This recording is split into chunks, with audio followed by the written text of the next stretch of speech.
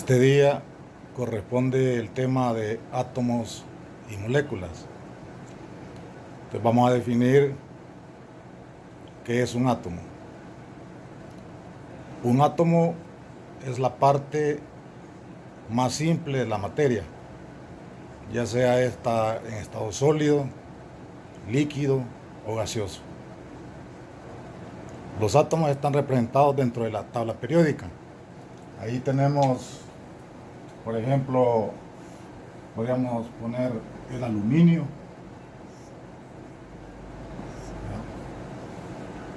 La simbología dentro de la tabla periódica, hay elementos que tienen dos letras.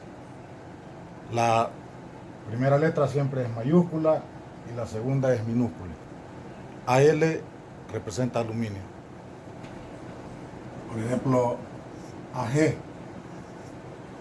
es la plata, es un átomo de plata. AU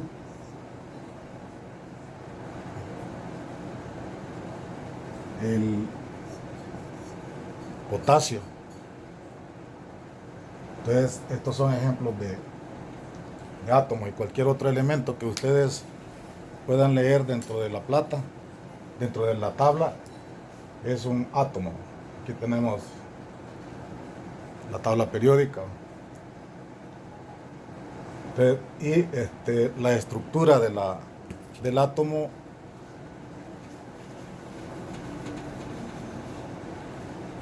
está compuesto por una parte central a la que le denominan núcleo. Dentro del núcleo aparecen las cargas positivas, que son los protones, y las cargas neutras, se llaman neutrones. Esto de carga significa que es el neutrón es un átomo que es una partícula subatómica que no tiene carga, ¿verdad? Y los protones son los que están cargados positivamente. Esa es la parte del núcleo. Y alrededor del núcleo están los orbitales. Los orbitales, ahí se encuentra lo que son las cargas negativas, que son los electrones. Por ejemplo, si vamos a la tabla periódica y ubicamos un elemento, cualquier elemento, vamos a poner el silicio.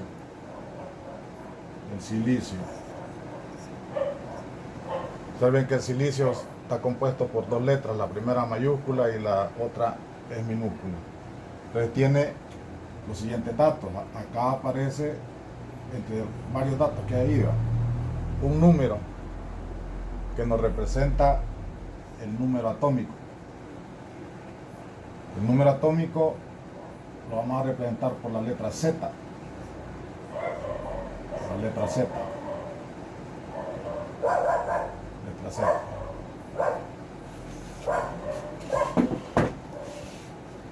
Letra Z. Entonces, este nos está indicando esta parte que se le denomina número atómico.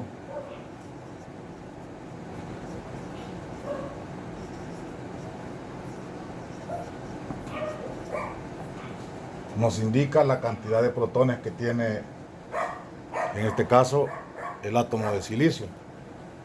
Quiere decir de que en su núcleo van a existir 14 protones, porque este dato, número atómico, indica cantidad de protones del elemento.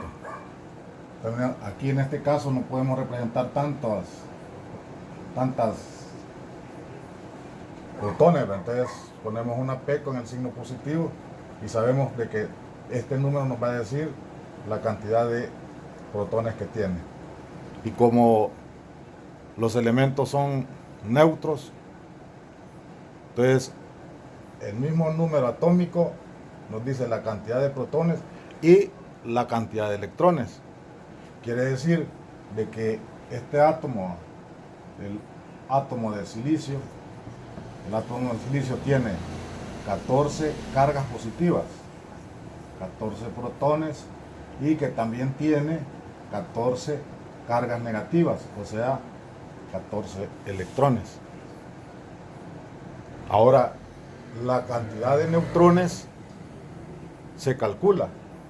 Vamos a utilizar esta fórmula para calcular la cantidad de neutrones, donde dice que el número másico, o sea, el peso del elemento, es igual al número de protones más el número de neutrones. Entonces, teniendo esta expresión, podemos despejar la n, que es la cantidad de neutrones, y tendríamos n va a ser igual al número másico menos la cantidad de protones, ¿verdad? Tendríamos que el número de neutrones es A menos P. Ahora, este número másico también lo representa la tabla periódica. Y en este caso, para el silicio, se tiene que es 28.085.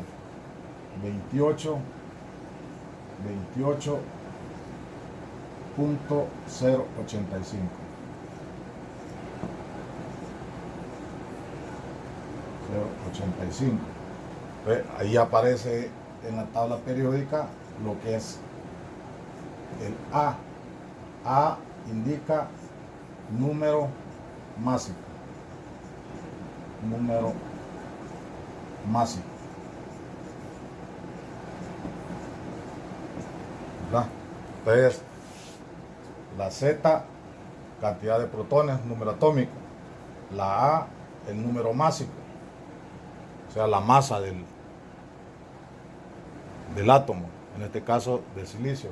Esto del número másico es en sí lo que pesa, en este caso 14 átomos, 14 protones que están en el núcleo, y más la cantidad de neutrones. Ese es el número másico, ¿verdad? Como lo dice aquí, cantidad de protones más neutrones.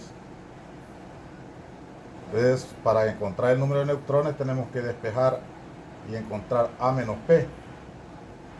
Para eso, en este caso, tendríamos que, para encontrar el número másico, tendríamos que restar 28, y aquí se utiliza las reglas de las aproximaciones.